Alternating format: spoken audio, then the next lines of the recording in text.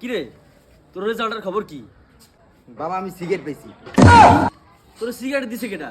স্যারে তোরে এত কষ্ট করে টাকা পয়সা দিয়ে লেখাপড়া কইছি আর তোরে মাস্টারের সিগারেট দিছে? হ্যাঁ। হ্যাঁ এটা কোনো কথা বলি তুই? ল মাস্টার কাছে ল। আব্বা আরে যাও না শুনেন। যাই আর তোর সিগারেট কেমনে দেয়?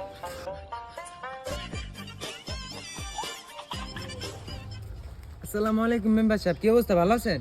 ভালো আর থাকলাম কই? আপনি আমার পোলারে সিগারেট দিছেন, মাসের মাস টাকা দেই, আমার পোলারে সিগারেট দিছেন কেমনে? আমরা কেন, কি হয়েছে? কি হয় না সেটা বলেন।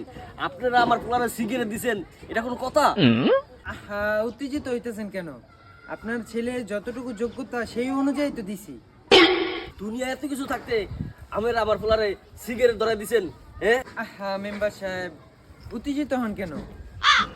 রাতে হেড স্যারের সাথে কথা বলে আমরা আমরা মত বিনিময় করব, সেখানে আপনি কিছু মত দিবেন, আমরা কিছু মত দিব।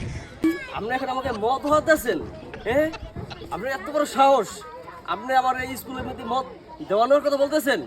হ্যাঁ, প্রিন্সিপাল স্যার তো রাত্রে মত বিনিময় করবে। স্কুলের ভিতরে আপনি এখন আবার মদ নেওয়া দেওয়া চলতেছে, এগুলো আমার কবে থেকে শুরু হয়েছে? এটা তো অনেক আগ থেকেই চলতেছে। আপনি প্রিন্সিপাল স্যার ডাকেন, আমি প্রিন্সিপাল স্যারের কথা বলবো। মত বিনিময়ের সময় তো প্রিন্সিপাল স্যার থাকবে। কি প্রিন্সিপাল স্যার ওখানে মদ দেওয়া করবে?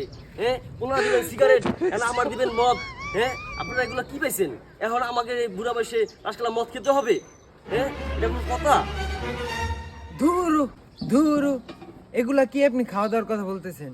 আপনি এখানে ভুল বুঝতেছেন। কেন আপনি মাত্র বললেন না যে আমাকে মদ দিবেন, আমি আপনাকে মদ দিব? এই বুড়া বয়সে আর আমাকে মদ দিবেন আপনারা?